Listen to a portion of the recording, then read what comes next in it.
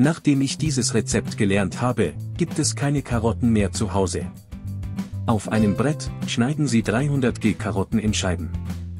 Die Orangefarbe wird Ihre Küche aufhellen. Nun, fügen Sie in den Mixer 3 Einheiten von Eiern, 100 ml Sonnenblumenöl, 200 g Zucker und gehackte Karotten. Lassen Sie für 2 Minuten schlagen.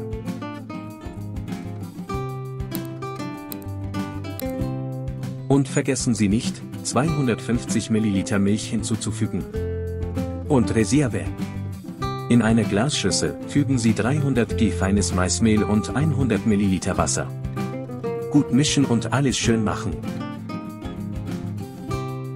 Nun, gießen Sie diese Mischung in den Mixer, wo die anderen Zutaten warten. Schlagen Sie das Salz und schlagen für weitere 2 Minuten. Der Geruch ist bereits groß. Kurz darauf einen Esslöffel Backpulver hinzufügen und weitere 2 Minuten schlagen. Was ist besser als leichter, fluffiger Kuchenteig? In einer mit Öl und Maismehl gefetteten Form, gießen Sie die Mischung und backen Sie sie in einem vorgeheizten Ofen bei 170 Grad für 40 Minuten.